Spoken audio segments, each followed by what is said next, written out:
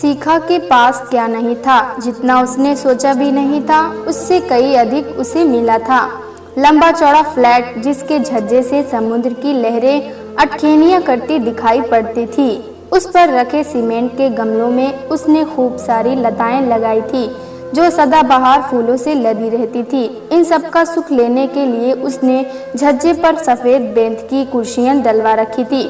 अक्सर वह और उसका पति चांदनी रातों में वहां बैठकर समुद्र की लहरों को मचलते देखा करते थे। ऐसे में किलकारी मारती उनकी बच्ची रूपा उन्हें बराबर धरती पर खींच लाया करती थी। शिखा का ड्राइंग रूम भी कम खूबसूरत नहीं था। ड्राइंग रूम में लगे बड़े बड़े शीशे के दरवाजे झज्जे पर ही खुलते थे। उनमें से भी समुद्र साफ दिखाई देता था। दीवारों पर लगी बड़ी बड़ी मधुबनी कलाकृतियां आने वाले अतिथियों का मन मोह लेती थी। बढ़िया रेक्सीन का सफेद सोफा तो जैसे ड्राइंग रूम की शान था। उस पर वह इधर उधर गुलदस्ते सजा देती थी।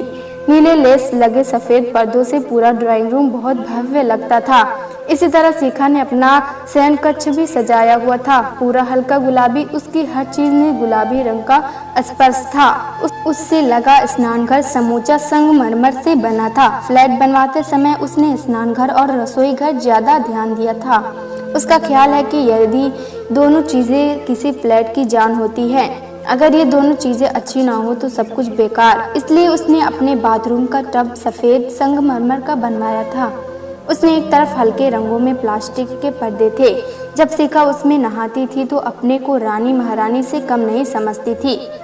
अब तो कहते हुए भी शर्म आती है, पर शुरू में उसने सोचा था कि उसके 4-5 बच्चे होंगे, इसलिए उसके उस फ्लैट में 5 कमरे थे। पर वह केवल एक ही बच्ची की मां बनकर रह गई। एक बच्ची के साथ यह फ्लैट उसको बहुत बड़ा लगता था, इसलिए उसने केवल 3 कमरे अपने लिए सजाए थे। शेष 2 को आने वाले मेहमानों के लिए खाली रखकर छोड़ा था। जब से शिखा के पति ने शिपिंग कंपनी खोली थी, तब से तो वह और भी अकेली हो गई थी। उसके पति को अक्सर बाहर जाना पड़ता था। कुछ कपड़ों तथा ज़रूरत के सारे छोटे मोटे सामान के साथ उसके पति की अटैची सदा तैयार रहती थी। उसकी बेटी रूपा कुछ साल बाद बड़ी हो गई थी, कॉलेज में पढ़ने लगी थी। माँ के लिए उसके पास ज़्यादा टाइम नहीं था। 4 नौकरों के बीच खिलौनों की तरह चक्कर काटती रहती थी। शिखा क्या करे, करने को कुछ काम नहीं था। कभी कुछ भी करने को ना होता तो वह नौकरों से पूरा फ्लैट धुलवा डालती। वह सफाई की शुरू से ही शौकीन थी। इस सफाई में उसका आधा दिन निकल जाता था। कभी कभी वह ड्राइंग रूम में शीशे समय साफ करने लगती थी। उसके नौकर जो पुराने हो चुके थे उसे काम करने से रोकते थे, पर मन लगाने के लिए उसे कुछ काम तो करना चाहिए ही था। वह उपन्यास पढ़ पढ़कर अब थक गई थी, क्योंकि उसके पति का स्टेटस देखते हुए उसे इस आयु में कोई जॉब नहीं देगा। वैसे भी वह नौकरी करने की बात सोच भी नहीं सकती थी। पैसों की कोई कमी नहीं थी। जब मन बिल्कुल ना लगता तो दोनों माँ बेटी कार लेकर खरीदारी के लिए निकल जाती थी। थोड़े दिन उसी खरीदारी को व्यवस्थित करने में निकल जाते थे। कुछ दिन तो रूपा की पोशाक के लिए नई डिज़ाइन सोचने तथा कुछ अल्ट्रेशन कराने की बताने में ही निकल जाते थे। शिखा को बहुत अच्छा लगता जब उसकी डिज़ाइन पर शीला कपड़ा रूपा पर खूब जचता। पूरी रौनक तो उन दिनों आती थी जब उसका पति अरुण दौड़ से लौटकर आता। नौकरों में भी चहल पहल बढ़ जाती थी। 2 नौकर तो रसोई में जुटे रहते थे। अरुण को जो चीजें पसंद होती वे सब बनती। ऐसे में खाने की मेज पर रंगों और प्लेटों की एक बारिशी आ जाती। तब शिखा सजी सवेरी घूमती रहती थी, मगर रूपा तब भी अपने में मस्त रहती। उसे अपनी सहेलियां और मित्रों के साथ इतना अच्छा लगता था कि वह घर को भूल ही जाती थी। उसे पता था पिताजी जैसे आए हैं वैसे ही चले जाएंगे। शाम को तो उनसे मिलना ही है, बस और क्या चाहिए। फिर बड़ों के साथ बैठकर उसे क्या मिलेगा, केवल प्यार भरी कोई नसीहत कि ऐसा करो वैसा ना करो। लड़कियों को खाना बनाना आना ही चाहिए, लड़कियों का बाहर बहुत नहीं रहना चाहिए आदि।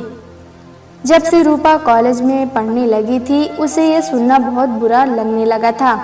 शिखा जब उस मोबाइल पर फ़ोन करके कहती कि रूपा घर आने में देर ना किया करो तो रूपा झंझला उठती और कहती कि बताइए घर आकर मैं क्या करूं। यहाँ तो मेरा मन ही नहीं लगता, इसलिए थोड़ा शीला के घर चली जाती हूँ। जब शिखा उसके कहती कि बेटी, लड़कियों का ज्यादा देर बाहर रहना ठीक नहीं है, तो रूपा कहती कि माँ, पिताजी तो कभी ऐसा नहीं कहते, तुम हो कि सदा मुझे रोकती ही रहती हो। माँ, अब दुनिया पहले से बहुत बदल गई है, लड़के लड़कियों में कोई अंतर नहीं होता आदि कहती हुई दनादन सीढ़ियाँ उतर जाती। शिखा यह सब सुनकर भी चुप रह जाती। वह सोचने लगती कि क्या सचमुच जमाना बदल गया है। अपने जमाने में उसे अपनी माँ और दादी से कितना डर लगता था। उसे स्कूल भी घर का नौकर छोड़ने जाता था। छुट्टी होते ही नौकर स्कूल के दरवाजे पर खड़ा मिलता था। एक दिन स्कूल से सीधे वह सहेली के घर चली गई थी। घर आते ही देखा पिता छड़ी लेकर दरवाजे पर चक्कर लगा रहे थे। माँ अंदर अलग परेशान हो रही थी। वह डर के मारे सहम गई थी। बस इतना ही कह पाई थी, माँ, उस सहेली की तबीयत ठीक नहीं थी, इसलिए चली गई थी, मगर आगे के लिए रास्ता बंद हो गया था। पिता बोले थे, यदि तुम्हें जाना ही था तो पूछ कर जाती, अब आगे से कभी नहीं जाना। दादी तो सीधे गालियां ही देने लगी थी। आजकल की लड़कियों को लोक लाज तो नहीं, जहाँ चाहे घूमती फिरती हैं, जहाँ जो भी हो। वह जमाना था बड़ा अच्छा।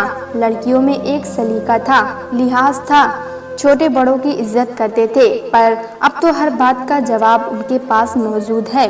वह कैसे समझाए रूपा को? उसे लगता है जमाने के तूफान में रूपा बहती जा रही है। वह कैसे रोके उसे? एक दिन शिखा ने अरुण से भी कहा, अरुण, रूपा को समझाओ, तुम तो बाहर रहते हो, वो दिन भर घर में बाहर रहती है, मेरी एक नहीं सुनती। तुमने उसे प्यार से सिर पर चढ़ा रखा है, कॉलेज से भी देर से आने लगी है। उत्तर में अरुण ने कहा, शिखा, सच कहता हूँ, तुम अपने दाकियानूसी विचारों को छोड़ नहीं पाई। जमाना देखो, लड़कियां दुनिया नहीं देखेंगी तो सीखेंगी कैसे? फिर तुम किसकी पत्नी हो? उसके पति सिर ऊंचा करके थोड़ा सीना तान कर कहते हैं, शिपिंग कंपनी के मालिक की, जिसके 3-3 कारखाने भी है। तुम्हें किसी बात की चिंता नहीं करनी चाहिए। अरुण शिखा के कंधे पकड़ मुस्कुरा दिया। अरुण उनकी बातों से थोड़ा मुस्कुराने लगती, फिर सोचती, ये सुख के क्षण बेकार की बातों में चले जाएंगे। अरुण 4 दिन के लिए आए हैं, उनको सुख ही सुख देना चाहिए।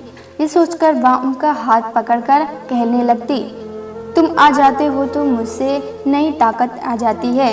मन कहता है कि तुमसे सब कुछ कह डालूं। मेरी आदत तो तुम समझाते ही हो, अकेले में घबरा जाती हूँ। कहते हुए वह चुपचाप अपना सिर अरुण के सीने पर रख देती है और सुख का एहसास करने लगती। अरुण भी धीरे धीरे उसके बाल सहलाने लगता और कहता, तुम खुश रहती हो तो मुझे भी खुश मिलती है। सोचती रहती, कभी आदमी अपना मन खोलकर नहीं रख सकता। रूपा के प्रति हो सकता है वह गलत हो, पर उसकी आदतों में जो खुलापन आ रहा है उसे वह कैसे रोके? अगर उसने अरुण से कह दिया तो उसका क्या अर्थ निकलेगा? इस बात को सोचकर वह सब कुछ भूलकर अरुण के स्पर्श के सुख में खो जाती।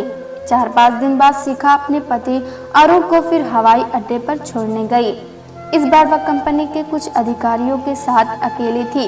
रूपा को उसने कॉलेज जाने से रोका था और कहा था कि उसके पिताजी अब की बार लंबे दौर पर जा रहे हैं, उनको विदा करने के लिए चलना है। पर रूपा ने स्वयं पिता से जाकर कह दिया, पिताजी, आप तो जानते ही हैं कॉलेज कितना ज़रूरी होता है। एक छुट्टी का मतलब है 2 दिन तक लड़कियों से नोट्स मांगते फिरो, फिर आप तो कार से उतरते ही हवाई अड्डे के सुरक्षित भाग में चले जाएंगे। इससे अच्छा है आप हमें यही मोटी सी पप्पी दे दो। अगर रूपा से सामने कुछ नहीं बोल पाया।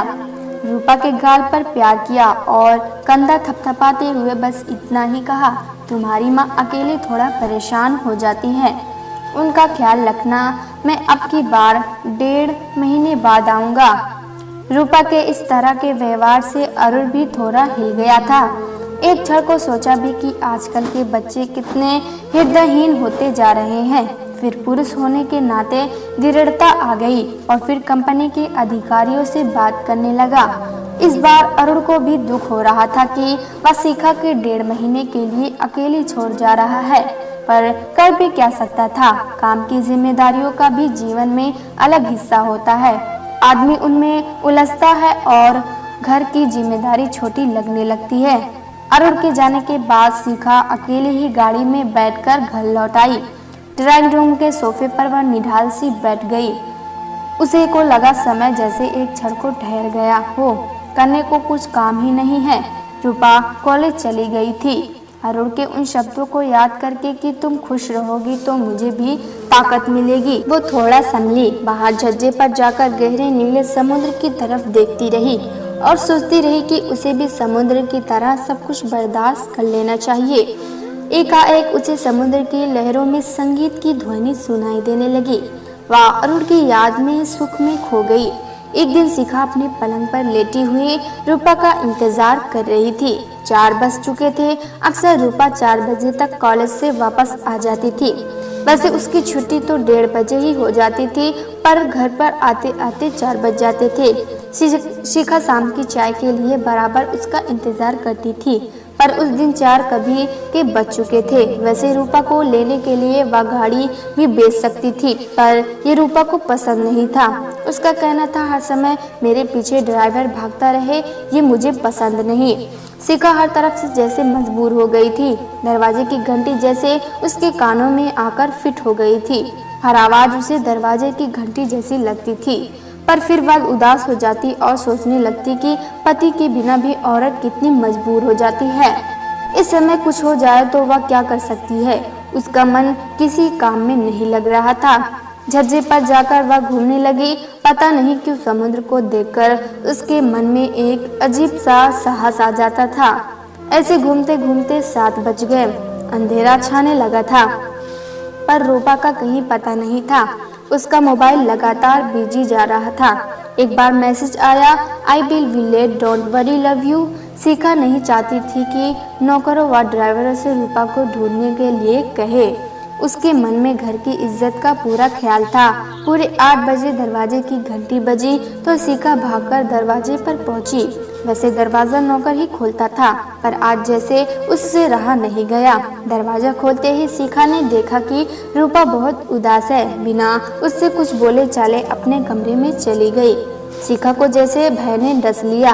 किसी तरह अपने को संभाल कर वह चुपचाप रूपा के पीछे उसके कमरे में आ गई। अंदर आकर उसने दरवाजा बंद कर दिया। रूपा किताबें रखकर पलंग पर जा लेटी। शिखा से नहीं रहा गया, वह उसके पास पलंग पर बैठ गई। रूपा का उदासी भरा चेहरा देखकर उसका गुस्सा समाप्त हो गया। वह उसकी पीठ पर हाथ फेरते हुए बहुत ही प्यार से बोली, रूपा बेटी, क्या तुम्हारी तबीयत ठीक नहीं है? मैं तो कितनी देर से तुम्हारी राह देख रही थी। उत्तर में रूपा ने ठंडी और लंबी सांस लेकर कहा, मैं बिल्कुल ठीक हूँ माँ। कहकर उसने अपना सिर शिखा की गोदी में रख दिया। शिखा को एहसास हुआ कि वह रो रही है। शिखा ने उसका चेहरा अपनी तरफ फेरते हुए पूछा, कुछ तो जरूर है, सच सच बताओ। रूपा रोते हुए बोली, माँ मैं तुम्हें कैसे बताऊं? कहकर वो फिर रोने लगी। शिखा के मन में शंका सी उभर आई। वो थोड़ा गुस्से से बोली, रूपा मैं तो पहले ही डरती थी, तू मेरा कहना मानती तो आज ऐसा नहीं होता। माँ मेरे साथ क्या हुआ वो आप कैसे जान गई? तुम्हारी शक्ल बता रही है कि तुम्हें किसी लड़के ने धोखा दिया है ना? रूपा कुछ न बोली। शिखा को भीतर ही भीतर गुस्सा आ रहा था। वह समझ गई थी कि जरूर किसी लड़के ने पहले तो इसे खूब सब्ज बाग दिखाए होंगे, विश्वास दिलाया होगा कि जीवन भर प्यार करता रहूंगा। ये भोली लड़की उस पर सब कुछ लुटा बैठी होगी। लड़का जब मन भर गया होगा तो किसी और लड़की के साथ घूमने लगा होगा। पर वह रूपा के ऊपर गुस्सा दिखा भी तो नहीं सकती थी। वह इस समय एक ऐसे मोड़ पर खड़ी है जहाँ एक जरा सी गलती उसका सारा जीवन बर्बाद कर सकती है। अगर शिखा ने झंझलाते हुए कहा, मैं तुम्हारे पिताजी को फोन करती हूँ, वही आकर संभाल लेंगे। रूपा ने रोते हुए कहा, मैं क्या करूँ? मुझे नहीं मालूम था कि संजय मुझे इस तरह धोखा दे जाएगा। संजय के नाम सुनकर शिखा बोली, क्या यह संजय तेरे साथ पढ़ता था? तुमने मुझे पहले तो कभी नहीं बताया। माँ मैं क्या बताती, मुझे तुमसे बड़ा डर लगता था। रूपा की आवाज़ में बहुत नरमी थी। फिर उसने तुम्हारे साथ क्या किया? माँ मैं उसे बिल्कुल अपना समझती थी, पर आज उसने मुझसे मिलने से इनकार कर लिया। वह 2-3 दिन से एनी के साथ घूमने लगा है। अब मुझसे बात भी नहीं करता। तुम नहीं जानती माँ, वो एनी को भी मेरे तरह बर्बाद कर देगा। आज एनी ने भी मुझसे बात नहीं की। बर्बाद शब्द सुनते ही शिखा के शरीर में जैसे कांटे चुभने लगे। उसका मन किया कि रूपा को जोर से तमाचा मारे और कहे कि जब तुम्हें ये सब मालूम था फिर उसके साथ तुम इतनी बड़ी ही क्यों। पर उसके सामने घर की इज्जत का सवाल आ गया। शिखा सोचने लगी यदि वह चीखी चिल्लाई तो घर के सभी नौकर उसके कमरे के बाहर जमा हो जाएंगे और घर की बदनामी बाहर तक फैल जाएगी। थोड़ी देर के लिए उसने अपनी आंखें बंद कर ली, जैसे जहर का घूंट अंदर ही अंदर पी रही हो। शिखा ने रूपा के पिता को फोन कर के लौटने के लिए कहने का फैसला किया। जब उसने रूपा को ये बताया कि रूपा फिर रोने लगी। कॉलेज में जाने के बाद वह पहली बार अपनी माँ से कुछ कह नहीं पा रही थी। वह कांटे में फंसी मछली की तरह तड़प रही थी। उसने कहा, मैं जब तक कॉलेज नहीं जाऊंगी तुम पिता को बुला लो। शिखा को थोड़ा साहस मिला। वह धीरे से उठी और बड़ी मेज पर रखे फोन को उठा लाई। अरुण को फोन किया कि दार्जिलिंग में हीट गार्डन सेट करने में लगा था। अरुण ने फोन तुरंत काट दिया। 12 बजे अरुण का फोन आया। शिखा ने घबराते हुए कहा, सुनो रूपा के साथ कोई दुर्घटना हो गई है। मैं बहुत घबरा गई हूँ, जल्दी चले आओ। दुर्घटना का नाम सुनते ही उसका पति बोला, शिखा घबराना नहीं, मैं आ रहा हूँ। कल सुबह बाग डिग्री से जाऊंगा, तुम उसकी पूरी तरह देखभाल करना। कॉल करने के बाद शिखा को जैसे राहत मिल गई। वो रूपा से बोली, अब तुम कुछ खा लो। शिखा ने रूपा का खाना अपने कमरे में ही मांग लिया था। वह नहीं चाहती थी कि कोई बात उसके नौकरों तक पहुंचे। वैसे नौकरों से उसने कह दिया कि रूपा का साथ कार एक्सीडेंट हो गया है। दूसरे दिन अरुण पहुंच गया। सभी नौकरों ने सूचना दी कि रूपा का एक्सीडेंट हुआ है। जब वह 3-4 दोस्तों के साथ थी, उसे चोट तो नहीं लगी पर एक दोस्त बुरी तरह घायल है, जिसकी वजह से वह शौक में है। शिखा खामोश थी। वो अरुण को सीधे अपने कमरे में ले गई। अरुण बहुत घबराया हुआ था। शिखा ने उसे अपने कमरे में लाकर धीरे से कहा, आप घबराइए नहीं, कोई एक्सीडेंट नहीं हुआ है। रूपा का मन ठीक है, किसी लड़के ने उसे प्यार में धोखा देकर छोड़ दिया है। कहते हुए उसकी आंखों में आंसू आ गए। अरुण सारी स्थिति समझ गया, पर करता क्या। धीरे से शिखा से बोला, अगर कहो तो उस लड़के से बात करूं। शिखा ने समझते हुए कहा, क्या बात करोगे? वो लड़का साफ झूठ बोल जाएगा। पहले तो किसी लेडी डॉक्टर को दिखाकर ये पता लगाओ कि कहीं रूपा को गर्भ तो नहीं ठहर गया है।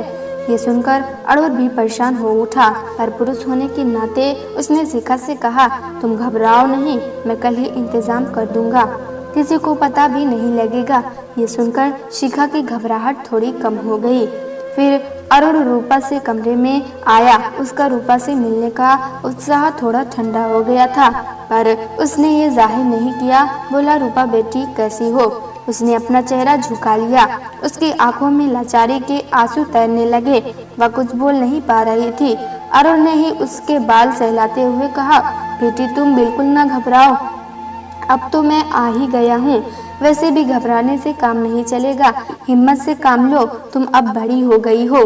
कहकर वह शिखा के साथ अपने कमरे में चला गया। शिखा ने बताया कि होम टेस्ट से पता चला है कि वह प्रेग्नेंट है। अरुण शिखा से बोला, कल ही जाकर इसे डॉक्टर मीना को दिखा देता हूँ, वो सब कुछ संभाल लेगी। कहते हुए उसने अपने कपड़े बदले। खाना पहले से ही तैयार था। सभी ने रूपा के कमरे में ही खाना खाया, ताकि नौकरों को पता न लगे कि रूपा के साथ क्या हुआ है। दूसरे दिन सुबह 9 बजते ही अरुण शिखा और रूपा के साथ गाड़ी में बैठकर डॉक्टर मीना के नर्सिंग होम में पहुंचा। अरुण ने पहले ही फोन कर दिया था, इसलिए डॉक्टर मीना उनका इंतजार कर रही थी। शिखा ने बहुत धीरे से उनसे कहा, आप रूपा को जरा देख लीजिए। डॉक्टर मीना अनुभवी डॉक्टर थी, स्थिति समझने में देर नहीं लगी। कहा, आप घबराइए नहीं, मैं ऐसे कितने ही मामले ठीक कर चुकी हूँ, अगर कुछ होगा भी तो मैं सब कुछ संभाल लूंगी। कहते हुए डॉक्टर ने अरुण की तरफ देखा। अरुण कुछ खोया हुआ था। बोला, डॉक्टर अब आप जाने। डॉक्टर मीना रूपा को कमरे में ले गई। शिखा भी उनके साथ चली गई। डॉक्टर ने रूपा को पूरी तरह देखा। शिखा को जिस बात का डर था, रूपा के पेट में 2 महीने का बच्चा पल रहा था। रूपा चुपचाप आंखें बंद किए रो रही थी। शिखा ने डॉक्टर की तरफ देखा और बोली, कोई इंजेक्शन देकर इसको समाप्त कर दीजिए। डॉक्टर मीना बोली, नहीं शिखा जी, अब तो अबॉर्शन ही करना होगा। अगर आप चाहे तो मैं आज ही ये कर सकती हूँ। किसी को कानों कान खबर भी नहीं होगी। ऐसे मामले में कितनी ही कर चुकी हूँ, फिर आप तो अपने हैं। ये सुनते ही शिखा बोली, मुझसे ज्यादा तो डॉक्टर आप समझती हैं, आप जैसा चाहें करे, मैं उनको जाकर बताती हूँ। डॉक्टर मीना के साथ शिखा बाहर वाले कमरे में आ गई, जहाँ अरुण बैठा हुआ कमरे की हर चीज बड़े ध्यान से देख रहा था। डॉक्टर मीना ने आकर अपनी मेज से एक रजिस्टर निकाला, उस पर कुछ लिखा और फिर अरुण से बोली, इसमें आप अपने दस्तखत कर दीजिए। इस बीच शिखा ने अरुण को सब कुछ बता दिया था। दस्तखत करते हुए अरुण के हाथ कांपने लगे। उसने शिखा की तरफ देखा, जिसे वह हमेशा दकियानूशी विचारों की समझता था। उसके आधुनिक विचार कहाँ गए? शिखा भी अपने पति की तरफ देख रही थी। एक क्षण को उसे लगा कि आज वह अपने पति से जीत गई। कितनी बार वह अपने अंदर की बात अपने पति से कहना चाहती थी। उसका मन कर रहा था कि वह खूब जोर से हंसे और अरुण से कहे, तुमने मेरी बात कभी नहीं मानी, आज तुम्हारी लड़की ही तुम्हें शिक्षा दे रही है। अरुण से ये सब बर्दाश्त नहीं हो पा रहा था। वह जिंदगी में कभी हारना नहीं चाहता था। उसने शिखा की आंखों की चमक को जैसे पढ़ लिया था। उसने एकदम जेब से पेन निकाला और दस्तखत कर दिए। दोस्तों, अगर ये कहानी आपको पसंद आए तो एक लाइक सब्सक्राइब जरूर करें।